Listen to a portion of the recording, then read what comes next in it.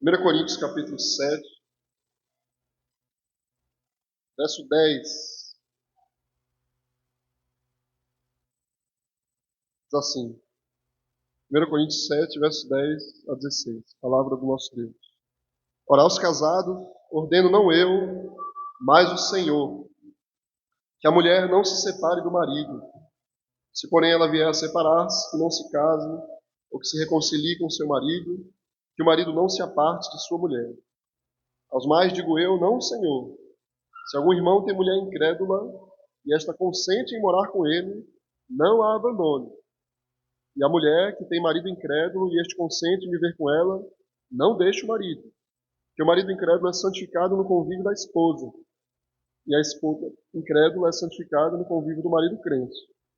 De outra sorte, os nossos filhos não seriam impuros, porém agora são santos. Mas se o descrente quiser apartar-se, que se aparte. Em tais casos, não fica sujeito à servidão, nem o irmão, nem a irmã. Deus vos tem chamado à paz. Pois como sabes, ó mulher, se salvará o teu marido? Como sabes, ó marido, salvará a tua mulher? E aí a palavra do nosso Deus. Oremos, irmão. Deus maravilhoso, obrigado, Pai, por essa noite.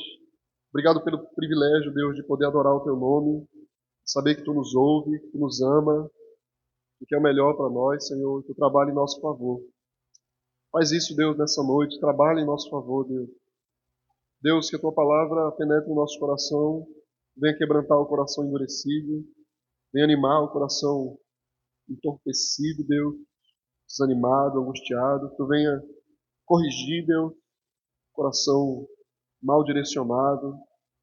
O Senhor nos cure nessa noite, Pai, pelo poder da tua palavra, em nome do teu Filho amado Jesus, nosso Salvador, nós oramos. Amém.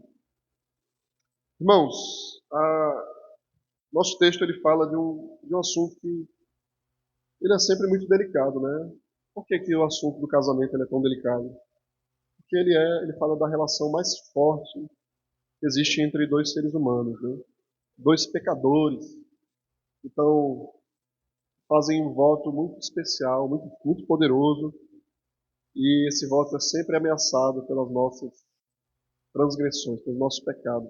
Né? O casamento ele fala de uma intimidade muito forte, né, entre duas pessoas, porque fala das pessoas que sabem coisas que ninguém mais sabe uma da outra. Né? O casamento ele é muito delicado, muito sensível, porque ele é nessa vida a relação que mais reflete a relação de Deus com o seu povo, é o casamento. Ele é a imagem mais sensível da relação de Deus com o seu povo na Bíblia. E muitas vezes o pecado, a idolatria é descrita assim, como adultério, como a quebra do voto do casamento. É assim que Deus descreve o pecado na Bíblia. E o casamento, então, ele é, não por acaso, o alvo talvez o alvo mais claro de Satanás, né? Mais vermelho, mais central de Satanás. Sempre foi assim, gente. Esses problemas sempre existiram. Mas no nosso tempo, houve um trabalho para que eles se intensificassem. As leis demonstram isso, né? A facilidade do divórcio, a preparação para o divórcio, os casamentos que começam pensando no divórcio, né? A divisão dos bens, tudo aquilo, né? Toda aquela preparação para se resguardar, já pensando que lá na frente as pessoas vão quebrar os seus votos. Então, isso está fundamentado em quê? Na quebra do compromisso, na fraqueza dos compromissos. O casamento ele não é em primeiro lugar a relação íntima. O casamento não é em primeiro lugar a relação íntima entre homem e mulher. Por exemplo, a relação sexual. Muita gente pensa assim, mas não é. O casamento ele é em primeiro lugar o voto. O casamento ele é em primeiro lugar o voto. Deixa eu demonstrar, por exemplo, uma fraqueza disso no casamento. E alguém pode se sentir ofendido, né? Quando no casamento a gente, ao invés de fazer voto, tem se feito aquele floreio, aquela poesia a respeito da vida, né, tal. E o voto ele foi deixado de lado. Né? Mas os votos eles são o casamento. A promessa de que Um não vai abandonar o outro em tais e tais circunstâncias. Isso é o casamento. O casamento é isso. O casamento é a aliança. O casamento não é a relação íntima. O casamento não é a paixão. O casamento é o pacto. O casamento é o amor inquebrável. Tá? Não são sentimentos, em primeiro lugar. Envolve tudo isso que eu falei para vocês. Mas não são isso em última instância. Por exemplo, alguém pensa assim: casamento é a união carnal entre o homem e a mulher, a carne dos dois. Mas e se isso foi impossibilitado, como a gente viu semana passada, pela doença, né, por uma enfermidade, ou por um acidente, ou por uma circunstância da vida? O casamento não acabou. O casamento é um voto. E, na verdade, ele se intensifica aí, quando o voto ele não é quebrado por essas coisas. Certo? Isso é o casamento. Hoje, a gente, na semana passada, abordou dois assuntos. A pureza do casamento, que basicamente a gente falou sobre a obrigação do marido e da mulher pagarem o que devem, né, a relação íntima entre o marido e a esposa. Nos versos 8 e 9 a gente falou da sabedoria de Paulo, né, da palavra de Deus para os solteiros e as viúvas. E hoje nós vamos falar sobre casamento, divórcio e novo casamento. Um assunto que é complicado, e na prática ele é complicado de tratar, e até teologicamente. Deixa eu dar um exemplo para vocês. Uma visão, eu acredito que seja a visão da maioria dos evangélicos, é a visão de muitos batistas, de uma ala dos batistas. Eu não sei qual é a linha dos batistas que acreditam nisso, mas é uma visão, por exemplo, o pastor John Piper tem essa ideia. Ele diz que o casamento ele não deve acabar em hipótese alguma. Então, o marido ele comete adultério, a mulher precisa se manter firme até o final. E eles têm isso é fundamentado numa visão teológica, né? Uma visão da Bíblia, uma interpretação bíblica. Nós não cremos assim. Nós não cremos assim. A gente entende que a Bíblia, inclusive Jesus, ele deixa isso claro na sua recomendação a respeito do casamento, que há uma cláusula chamada cláusula de exceção, quando há adultério no casamento.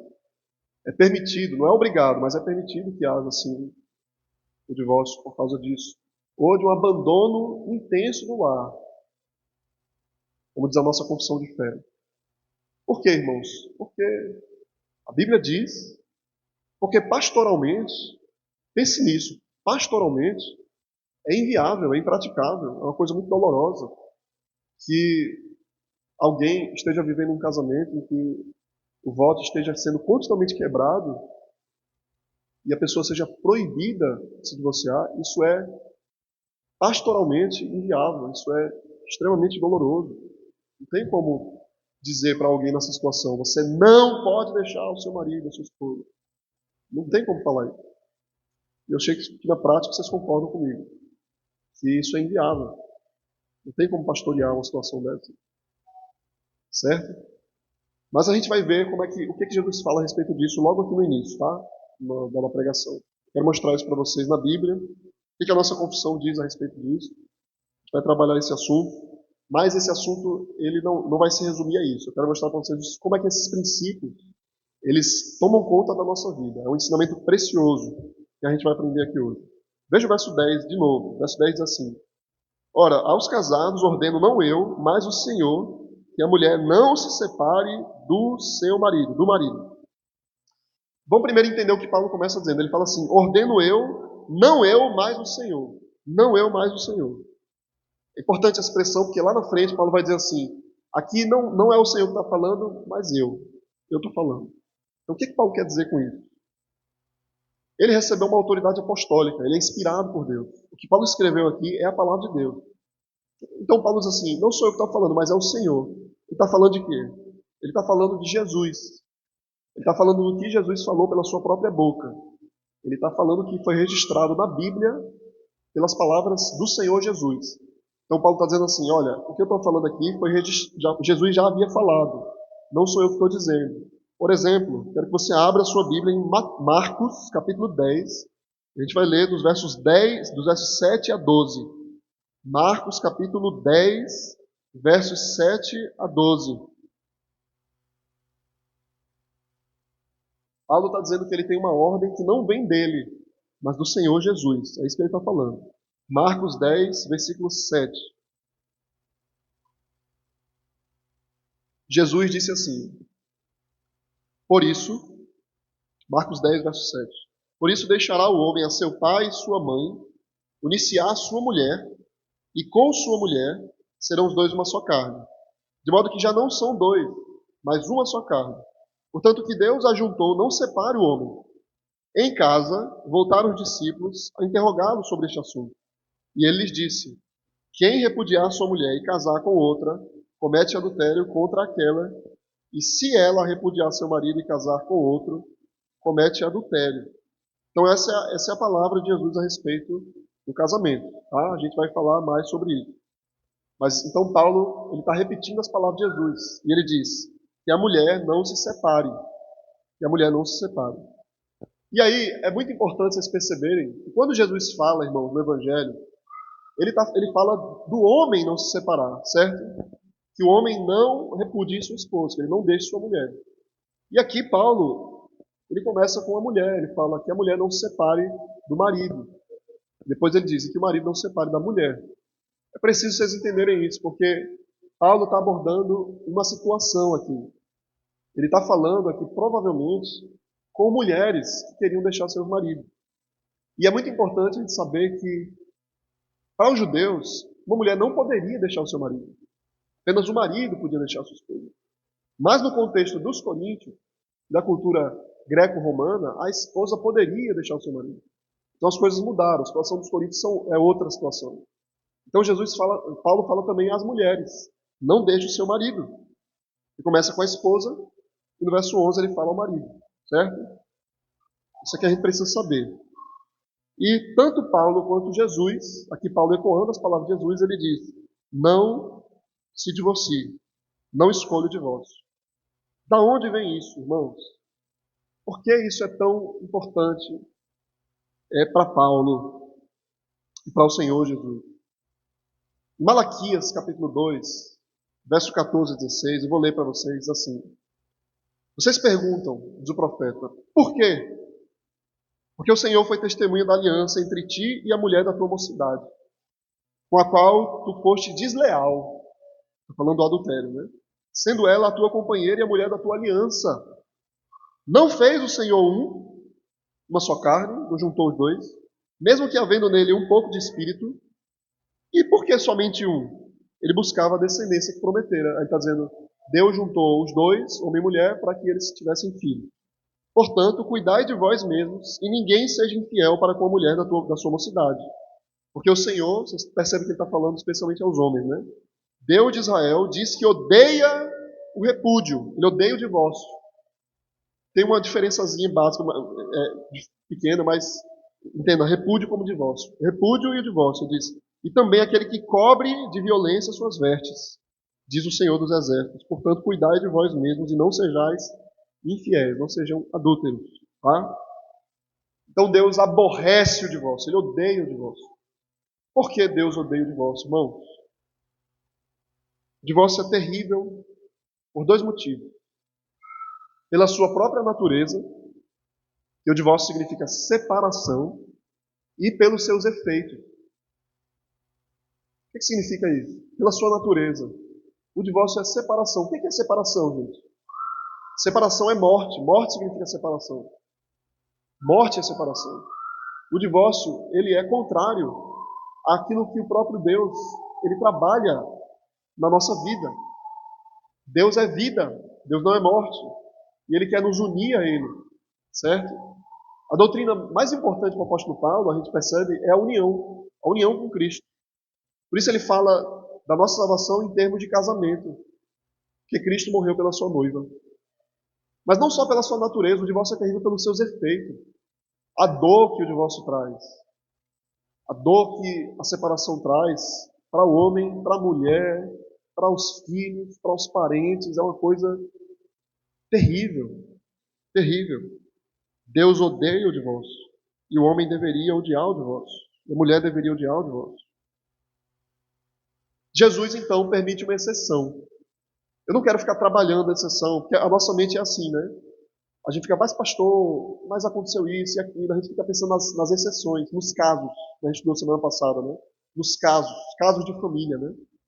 A gente tem que trabalhar com a lei geral, que Deus quer da gente. E as exceções a gente pensa depois, tá? Mas Jesus pensou na exceção. Em Mateus 5,32, eu vou ler para vocês, diz assim, ó.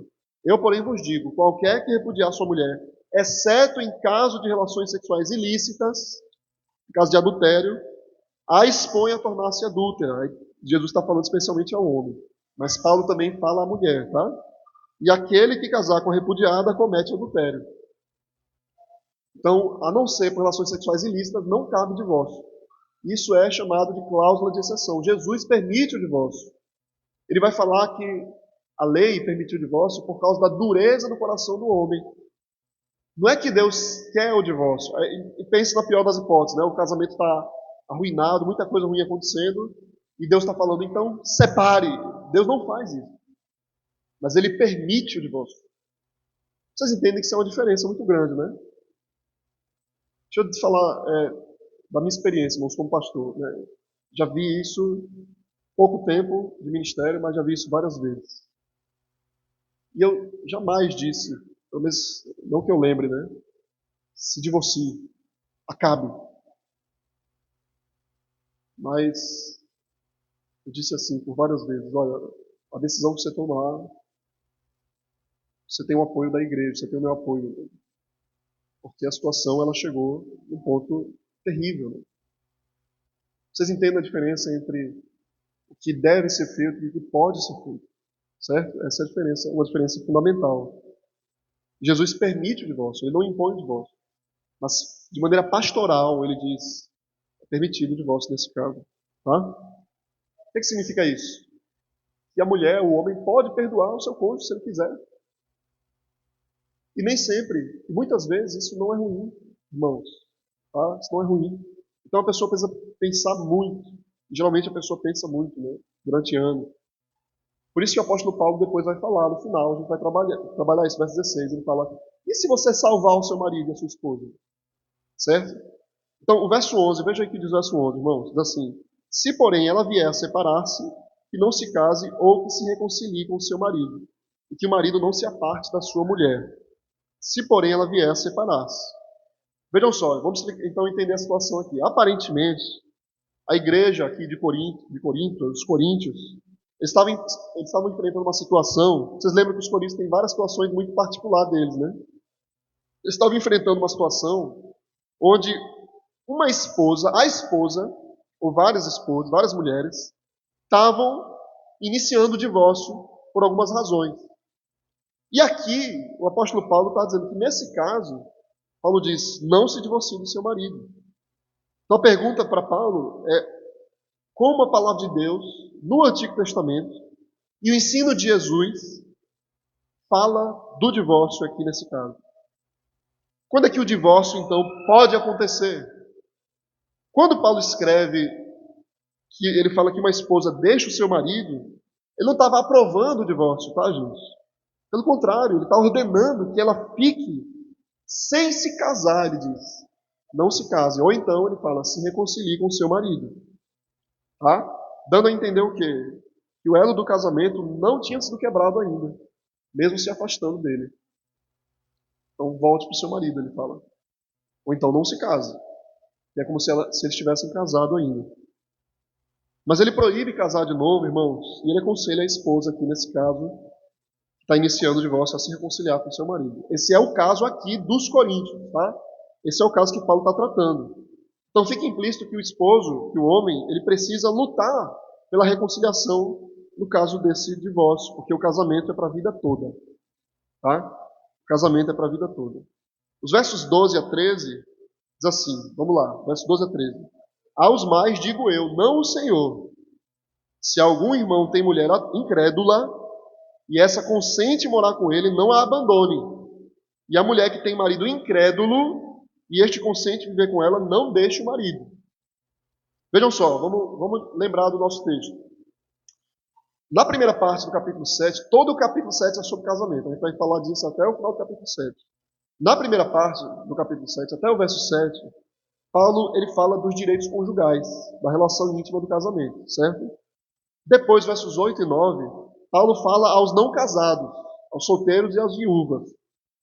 E aí, nos versos 10 e 11, Paulo diz uma palavra aos casais casados que são crentes.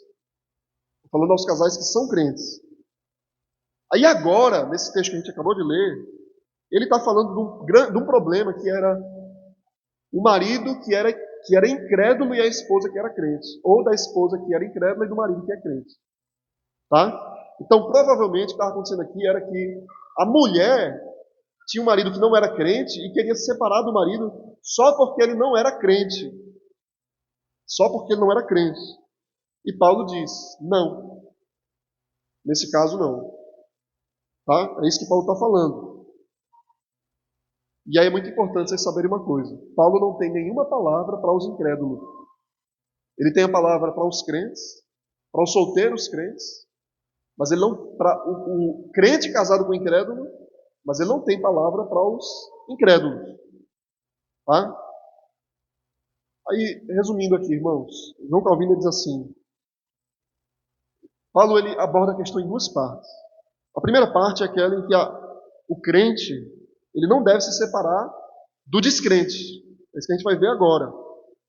Ele não deve recorrer ao divórcio se o marido ou a esposa for descrente. A segunda parte que a gente vai ver depois é que se a parte descrente resolve se afastar do seu cônjuge crente, então o irmão, a irmã está livre. Porque foi o incrédulo que resolveu se afastar. Então, se o irmão tem uma mulher incrédula, o que a Bíblia diz para nós? É importante afirmar que Deus não está permitindo aqui o casamento misto. Veja só, ele não está falando de namoro, de noivado. Ele está falando de casamento, ele está falando depois de casado. Paulo não está dizendo o jovem que é crente e quer namorar com uma menina descrente, ou um menino descrente. A Bíblia não permite isso. Isso vai ser condenado em 2 Coríntios capítulo 6, julgo desigual. Mas o que aconteceu aqui? Duas pessoas que não eram crentes se casaram e uma delas se converteu e a outra não. Aí a que se converteu, a mulher, provavelmente, queria se separar do marido porque o marido não acompanhou a fé da mulher. Ela disse, poxa, eu sou crente agora, meu marido não quer ir para a igreja comigo, meu marido não quer ler a Bíblia com os meus filhos, meu marido... Então eu vou me separar dele. Aí Paulo diz, não. Porque a incredulidade não fundamenta o divórcio, irmão. A única exceção para o divórcio é o adultério. E ele vai acrescentar aqui, a gente precisa compreender, ele não vai falar com essa expressão, mas ou o abandono consistente, o abandono ímpio do lar.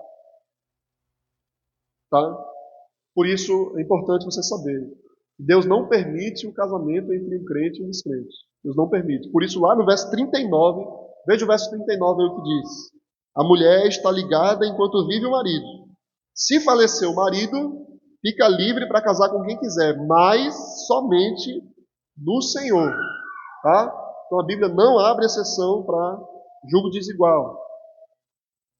Situação aqui, entre duas pessoas que se converteram, duas pessoas se casaram e uma só se converteu. Uma só se converteu. Certo? Na cultura grega, irmãos, no primeiro século, o casamento misto, casamento entre um casal em que o homem era crente e a mulher era descrente, é muito interessante, porque quando o marido era crente, a esposa e a família todinha se convertia. Era assim que funcionava naquele tempo. Não é como hoje, né? A mulher seguia a fé do marido. Mas, quando a mulher se convertia, o marido não seguia a fé da mulher.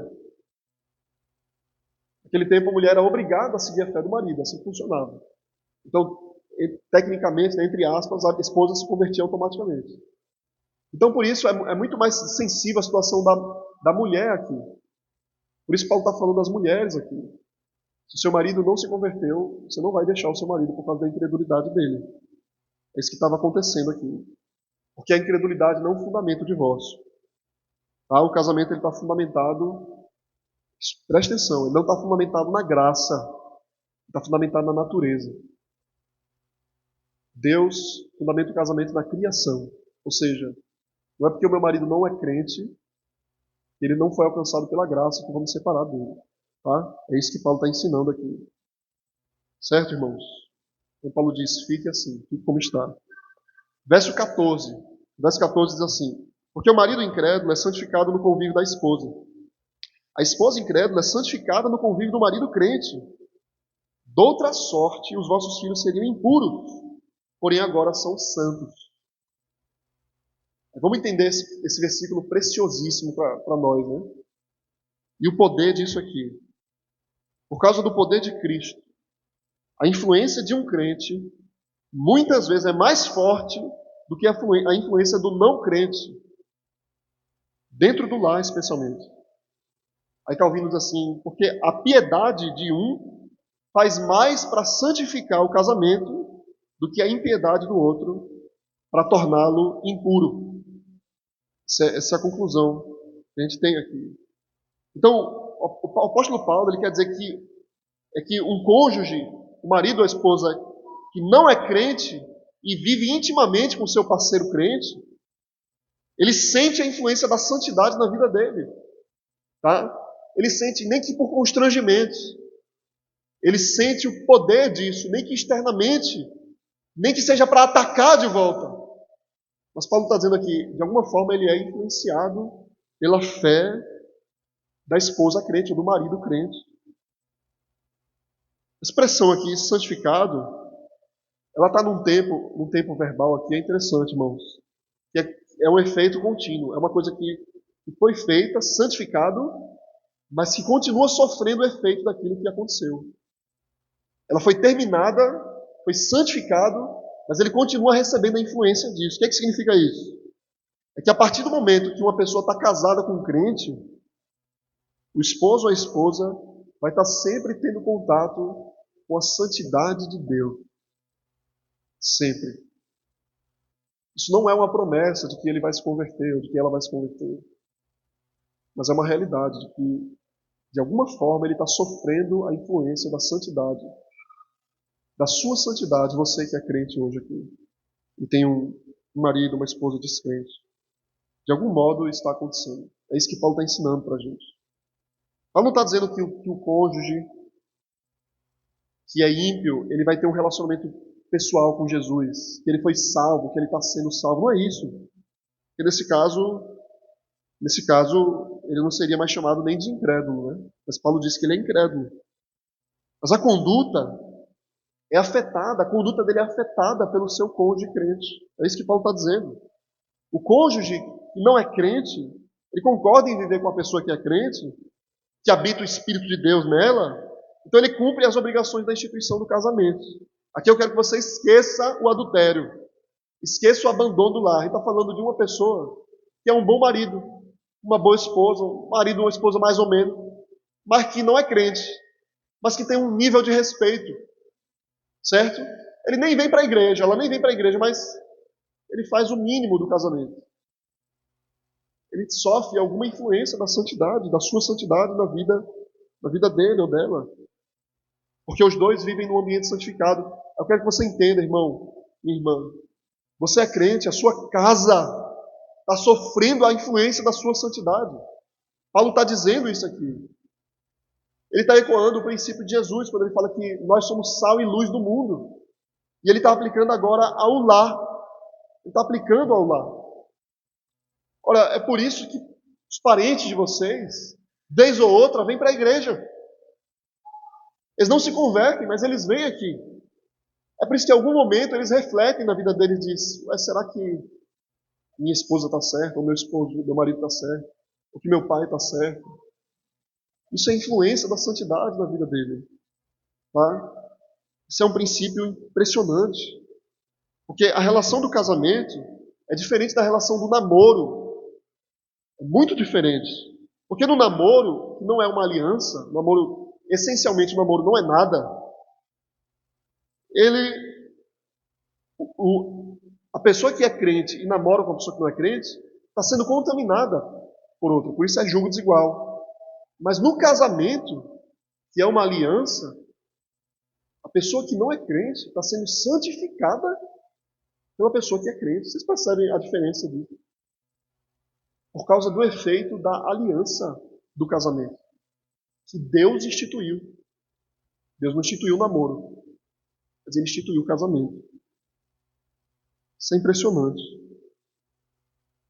Porque os incrédulos são santificados pelo convívio com o crente. Extraordinário pensar na santificação, irmão, nesse convívio. Como Deus preserva um lar pela fé do crente. Ele não vai salvar o lar. Por exemplo, Noé entrou na arca da aliança, entrou na arca do dilúvio. Seus filhos, especialmente o Cã, ele não era crente, mas ele entrou na arca. Ele foi salvo do dilúvio, ele sofreu uma salvação temporal, não eterna, mas ele foi salvo das influências desse mundo até certo ponto. Ele morreu para sempre, eternamente, ele foi para o inferno. Mas ele foi salvo aqui nessa vida. Vocês entendem? Como Deus preserva uma comunidade ou uma nação. Aí tem um pastor, o pastor John MacArthur, diz assim, ele fala assim, Deus, por um tempo, ele não destruiu Sodoma e Gomorra por causa de Ló. Então, Abraão foi tentar discutir com Deus, né? E ele disse assim, Abraão disse a Deus, se você achar, Senhor, se tiver 50 justos aqui, Deus falou a Abraão, eu não vou destruir Sodoma e Gomorra. E Abraão não achou. Aí Deus disse, se você achar 45, 30, 20, 10, eu não vou destruir. Ele não achou. Ou seja, Deus estava colocando aqui o fato de que se houvesse uma comunidade de crente aí no meio dessa nação ímpia, eu não ia destruir essa nação. Deus não destrói esse país aqui, imoral, que é o nosso país, o Brasil, o país do carnaval, por causa do seu povo. Essa é a santificação do convívio, da fé do crente, o efeito temporal sobre a vida de uma comunidade, até de um lar. Aí ele torna isso ainda mais impressionante, irmãos. O verso 14, ele diz assim, de outra sorte, os vossos filhos seriam impuros, porém agora são santos. E aqui a gente vai entender por que uma criança é batizada.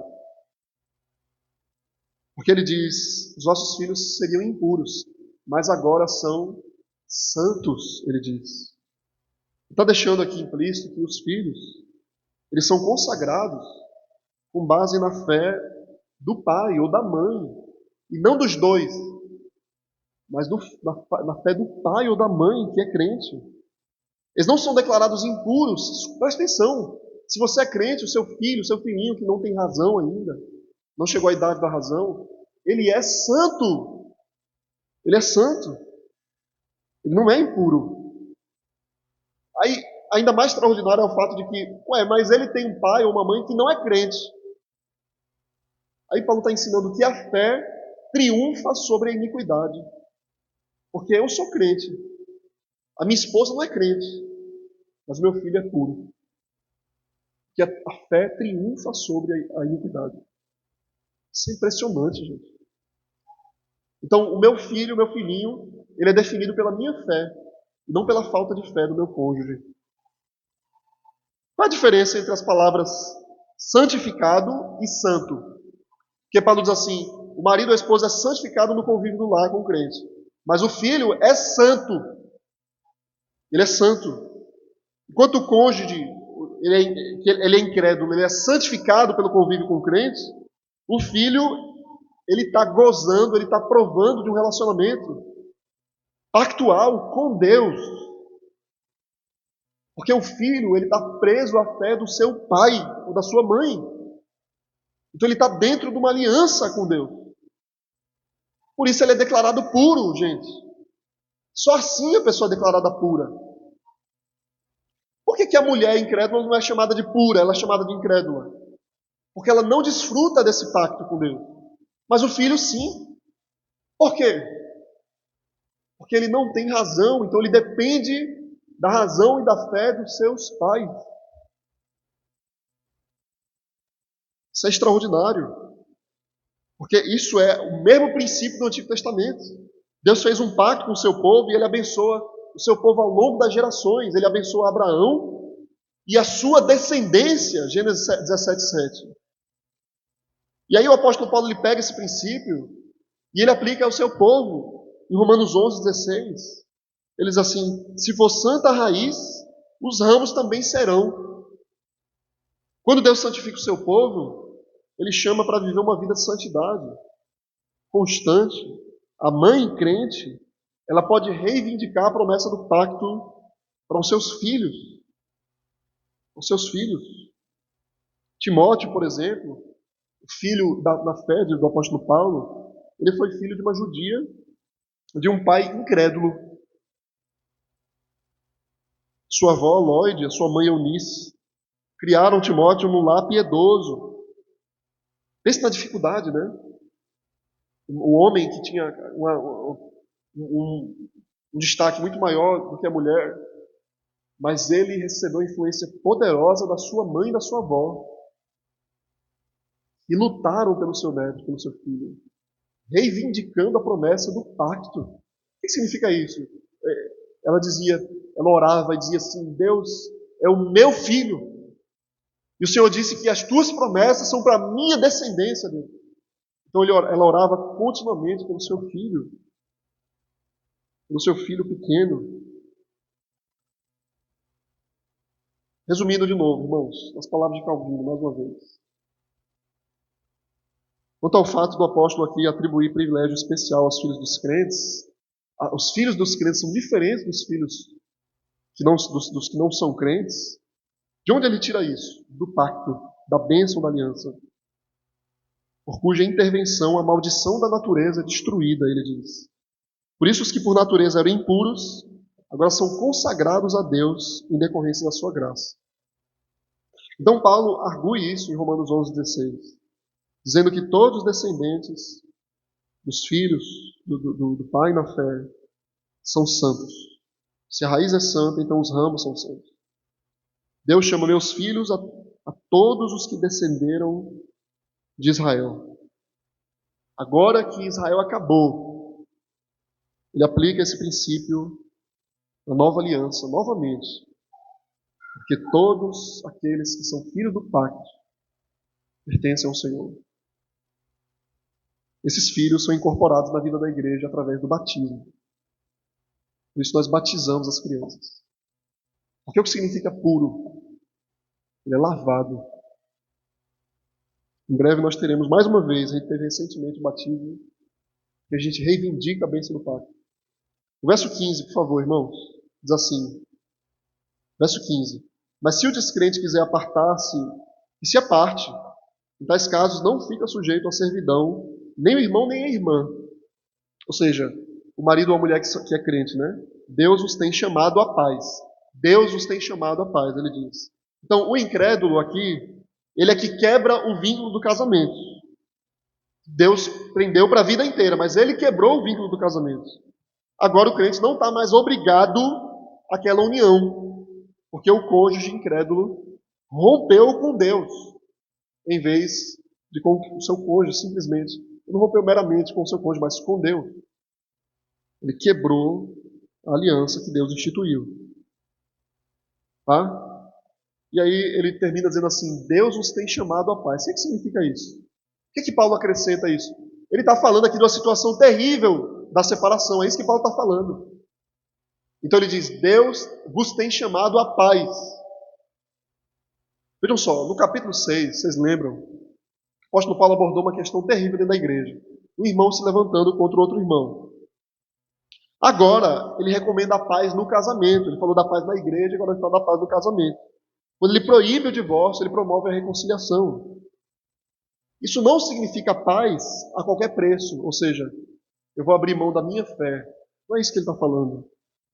Que o crente não pode abandonar a fé. O que Paulo está dizendo é que o crente que sofre o divórcio deve mostrar não hostilidade, não uma guerra contra aquele que está indo embora, mas um espírito conciliatório.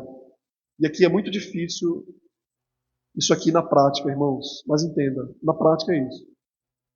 Uma pessoa que errou, mas se arrependeu verdadeiramente. Então o marido ou a esposa pode se divorciar, se quiser, mas ela escolhe reconciliação. E Deus o chamou para a paz. Por isso que, se existe busca realmente Ele abriu a exceção, a cláusula de exceção, né? Mas o crente ele vai pensar na reconciliação. Aí Matthew Henry fala assim: a gente tem a obrigação, tanto quanto nos cabe, de viver em paz com todos os homens. Portanto, de promover a paz e o conforto do nosso lar, embora sejam descrentes. Deve ser o trabalho e o estudo daqueles que são casados fazer com que um ao outro seja tão feliz e feliz quanto possível. E a gente vai ver mais na frente que a maior felicidade que alguém pode provar é a salvação. Salvação. Então, enquanto estiver em nosso poder, irmãos, a gente deve cultivar a paz com todo mundo, especialmente no casamento. A gente não deve se separar do descrente, porque a gente não quer casar com um crente, ficar com um crente, com um descrente. A não ser que ele tome essa iniciativa. A não ser que ele rompa esse laço obstinadamente. Então, a gente pode ir em paz. Ir em paz. Os crentes devem permanecer unidos aos descrentes, se os descrentes concordarem. Senão, o irmão ou a irmã pode ir em paz. Quero ler um trecho da nossa confissão que explica isso para a gente. A nossa confissão, capítulo 24, parágrafo 4, trata do casamento e do divórcio, diz assim, do matrimônio e do divórcio. Porque a corrupção do homem é tal que o incline a procurar argumentos para que possa indevidamente se separar aquilo que Deus uniu. Contudo, só é causa suficiente para dissolver os laços do matrimônio o adultério ou uma deserção tão obstinada que não possa ser remediada nem pela igreja, nem pelo magistrado civil. Isso quando o magistrado civil estava envolvido mais diretamente no casamento e no divórcio. Né? Então ele fala, para a dissolução do matrimônio é necessário haver um processo público regular, não se devendo deixar ao arbítrio e discrição das partes a decisão do seu próprio caso. Paulo proíbe os cônjuges crentes de buscar o divórcio, porque o divórcio vai contra a natureza de Deus. Não é uma iniciativa nossa, vocês entenderam? Não é nossa iniciativa. Mas ele diz, se uma esposa cristã inicia o divórcio, então ela deve ficar sem se casar ou buscar reconciliação. Mas se o incrédulo inicia o divórcio, então ele ou ela está em paz. Verso 16, irmãos, para concluir. Como sabes, ó mulher, se salvarás teu marido? Ou como sabes, ó marido, se salvarás tua mulher? Então, veja só, enquanto o marido crente ou a esposa, o marido incrédulo ou a esposa incrédula demonstra disposição de viver o casamento, ele está sendo santificado pelo seu cônjuge crente. O testemunho contínuo do crente está mexendo com ele de alguma forma. E pode ajudar ele ou ela a chegar a Cristo. Então Paulo diz, como sabe se ele não vai ser salvo, ou ela não vai ser salva? Não abandone, não desista. Aí tem um teólogo, irmãos, comentarista, que diz assim, esse testemunho continua efetivo até para o cônjuge incrédulo que foi embora. Até o incrédulo que decidiu o divórcio, que quebrou o pacto, que foi embora, ele diz, ainda depois que ele vai embora, ele sofre uma influência. Que ele lembra como minha esposa e o meu marido eram melhores do que a minha condição atual. Então Pedro aborda aqui, irmãos, um problema de casamento muito semelhante. Uma esposa que virou crente e tenta viver de tal forma que mostre Jesus para o seu marido.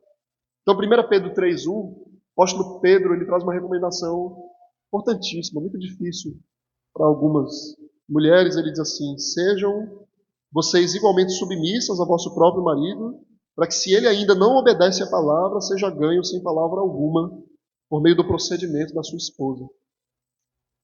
Não desista do seu marido incrédulo. Salve-o.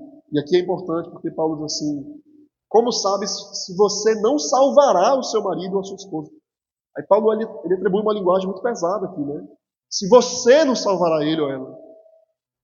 Interessante, né, essa linguagem. É como se Paulo estivesse atribuindo o poder de salvar a ele, ao marido ou à esposa. Porque Deus age através dos seus instrumentos, irmãos. Ele comunica o seu poder, em alguma medida, no modo como a gente vive, no lugar onde a gente está.